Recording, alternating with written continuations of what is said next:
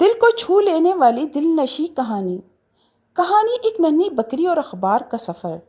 ایک چھوٹے سے گاؤں میں دادی اماں اپنے پالتو جانوروں کے ساتھ تنہا رہتی تھیں۔ ان کا سب سے پیارا ساتھی تھا ایک پیاری سی ننھی سی بانو بکری، جو ان کی باتیں سمجھتی، ان کے ساتھ بیٹھتی اور ان کے دل کا چین تھی۔ دادی اماں کی عمر زیادہ تھی اور اب وہ روزانہ بازار نہیں جا سکتی تھی، مگر انہیں روز اخبار پڑھنا بہت پسند تھا۔ ایک دن دادی اماں نے بانو سے کہا، کاش کوئی میرا اخبار لا دیا کرے۔ بانو نے کان کھڑے کیے اور اگلی صبح حیرت انگیز کام کر دکھایا۔ بانو بکری نے گلی کے بچوں سے سیکھی ہوئی پرانی سائیکل نکالی، اپنی پشت پر ایک چھوٹا سا تھیلا لٹکایا اور روانہ ہو گئی بازار کی جانب۔ راستے میں سب اسے حیرت سے دیکھنے لگے۔ ارے یہ کیا، بکری سائیکل پر؟ ارے یہ تو دادی اماں کی بکری ہے، یہ اخبار لینے جا رہی ہے۔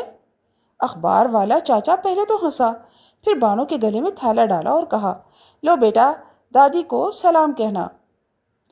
کبھی شرارتی کتا راستہ روکتا اس کے سفر میں اور کبھی گلی کے بچے سیٹی بجاتے، لیکن بانو بکری رکتی نہیں تھی۔ وہ ہنر سے، صبر سے ہر روز دادی کے لیے اخبار لاتی۔ بارش ہو یا دھوپ، کیچڑ ہو یا راستے کی چڑھائی، بانو بکری وقت پر سائیکل چلاتی اور دادی کے پاس پہنچ جاتی۔ ایک دن دادی اماں بیمار ہو گئیں۔ بانو نے اس دن نہ صرف اخبار بلکہ دوا بھی بازار سے لا کر دی۔ بازار والے سب مدد کو آ گئے، صرف بانو کی محنت اور محبت دیکھ کر۔ گاؤں والوں نے ایک دن اخبار میں ایک خبر چھپوائی، بکری جو سائیکل چلاتی ہے، وفاداری کی انوکھی مثال۔ دادی اماں نے بانو کے ماتھے پر پیار سے ہاتھ پھیرا اور کہا، تم میری ننھی بکری نہیں، میری سب سے بڑی طاقت ہو۔ بانو نے گھنٹی بجائی، ٹن ٹن، جیسے کہہ رہی ہو، محبت کی سواری وقت پر سوار۔